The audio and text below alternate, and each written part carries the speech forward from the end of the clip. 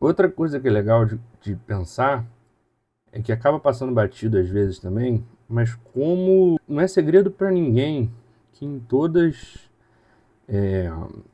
essas grandes esses grandes eventos históricos, muita gente já viu a entrevista daquele diretor da CIA e tal, ex-diretor da CIA, que ele fala que a CIA interfere nas eleições dos outros países e tal. Isso é uma forma mais agressiva de interferência.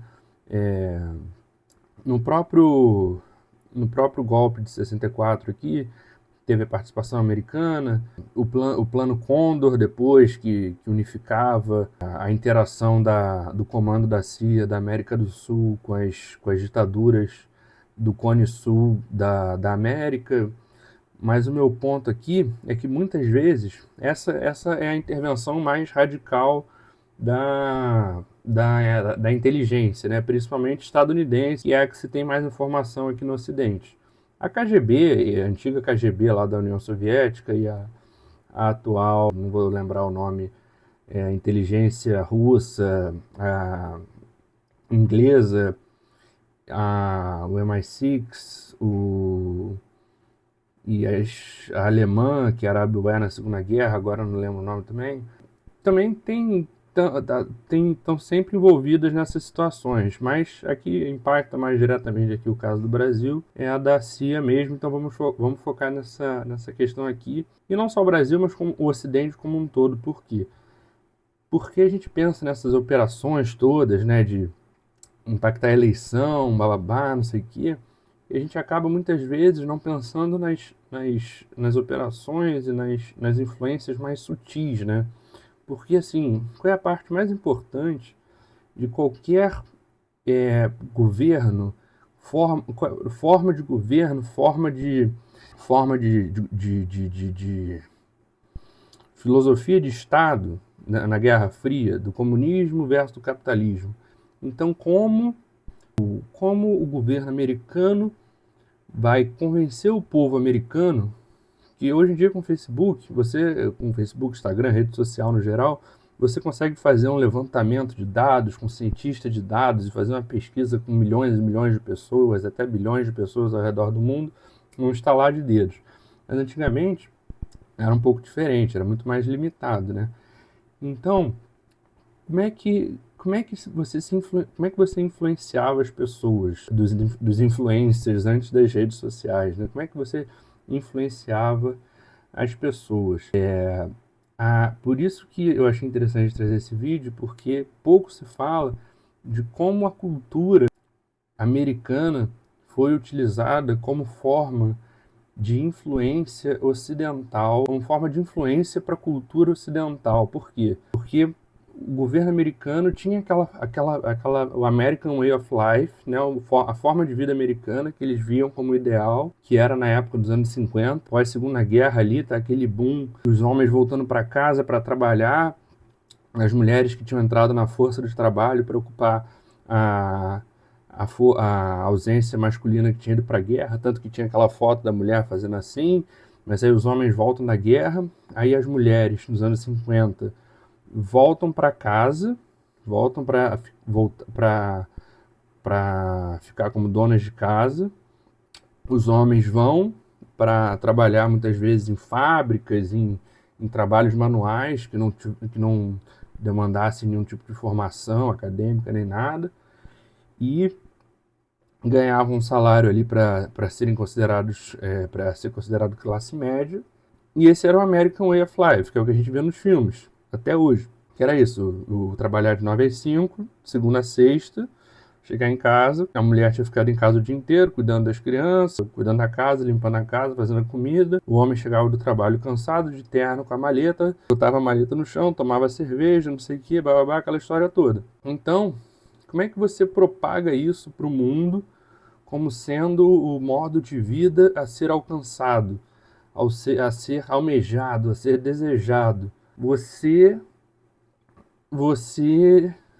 você entra na casa das pessoas pela invenção que na época ainda era recente, que era a televisão. Não sei se era recente a televisão a cores ou a televisão no geral, mas essa interação ainda era recente. Então você entra na casa das pessoas pela televisão. Aí que tem o papel crucial de principalmente Hollywood, né? Tipo, já tinha a indústria fonográfica das músicas, mas quem vai ser o quem vai ter um papel, uma importância crucial nessa manipulação aí, que é do interesse do governo, que é do interesse do Ocidente, que é do interesse do capitalismo na Guerra Fria contra o comunismo, é nessa época Hollywood, que vai produzir centenas e centenas e centenas e milhares de filmes mostrando como o estilo de vida americano é bom, como o estilo de vida americano é maravilhoso, como o estilo de vida americano é melhor que o resto do mundo,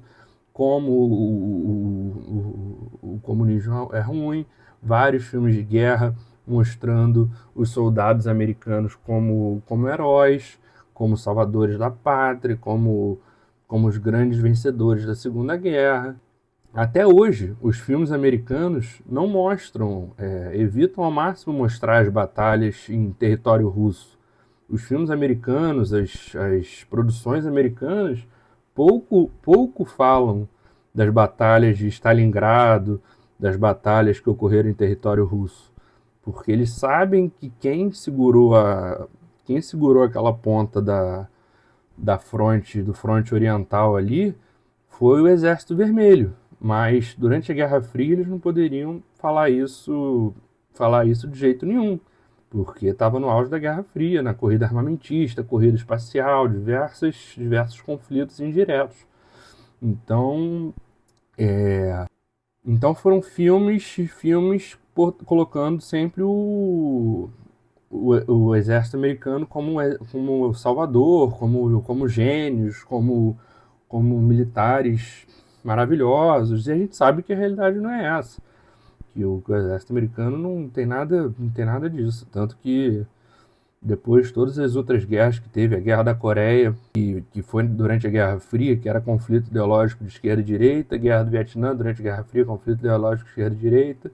No Vietnã, os Estados Unidos perdeu a guerra. A Coreia eu não tenho conhecimento adequado para apitar sobre isso, mas o Vietnã, os Estados Unidos saiu de lá derrotados, porque os Estados Unidos nunca conseguiu aprender a lutar contra insurgentes, que é a guerra de o conflito de guerrilha, né, que é quando não é o conflito estatal, digamos assim, né, porque o Vietnã eles estavam ali contra os Vietcongs, que ficavam escondidos e surgiam e faziam armadilhas para os soldados americanos no Vietnã.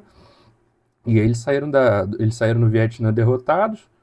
E o Iraque, que foi a invasão do Iraque e do Afeganistão. E eu confundo Desert Storm, a tempestade do deserto foi o Iraque. Então o Afeganistão, que foi a outra guerra de insurgentes que os Estados Unidos saiu derrotado.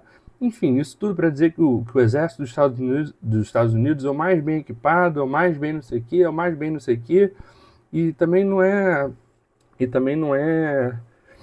tudo isso, não. E do outro lado também a recíproca é verdadeira. Tanto que a gente vê que a Rússia achou que ia ganhar a guerra da Ucrânia em 3 meses e está aí lutando há 3 anos quase. Então, a ideia desse vídeo era trazer como a cultura e como Hollywood até hoje é muito importante para influenciar a cabeça das pessoas, né? Porque as pessoas crescem a vida inteira assistindo filmes e séries e depois, numa época mais moderna, jogando videogames aí, colocando os americanos, os norte-americanos, estadunidenses sempre como super-heróis, como os mocinhos de todas as histórias possíveis, resgatando as donzelas em perigo, dos russos malvados, bêbados de vodka e tal, fica nítido que é uma arma muito potente na manipulação da percepção da população em geral de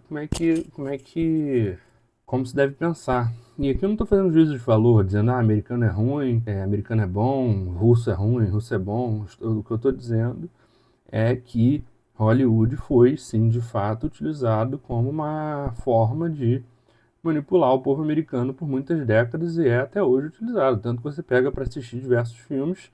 Eu estava assistindo outro dia uma série chamada, acho que, Born to Kill, que conta a história justamente da tempestade no deserto, a invasão do Iraque, que eles mostram que os soldados americanos foram invadindo e que eles eram muito mais inteligentes que os soldados iraquianos e que sempre que o soldado americano matava um civil iraquiano sem querer, o soldado americano chorava, que ele sofria muito ao matar um civil iraquiano sem querer. Sendo que, pô, isso aí chega a ser uma chacota com a realidade, né? Tipo, eles botam isso pra galera que não sabe o mínimo da história real do que aconteceu na tempestade do deserto, para quem acredita em tudo, para ver se cola. Se colar com 40, 50% de quem assistiu já tá ótimo, e o resto que sabe a verdade não vai fazer diferença mesmo.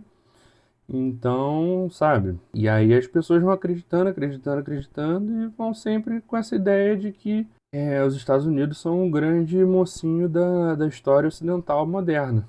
Desde, desde a Segunda Guerra, que os Estados Unidos emergiram como grande credor mundial, né? Desde aquela história lá do antes de entrar na Segunda Guerra, com Lend-Lease e tal, não sei o que, teve Pearl Harbor, entrou oficialmente na Segunda Guerra, mas não teve conflito, não teve combate em território próprio, estava com muito dinheiro, fez muito empréstimo para as nações destruídas pós-Segunda Guerra e os Estados Unidos emergiram, eles tiveram realmente uma tática brilhante e emergiram como os grandes credores mundiais no pós-Segunda Guerra, tornando-se a maior potência do mundo, o que vem sendo ameaçado ultimamente pela China. Mas vamos ver os próximos capítulos.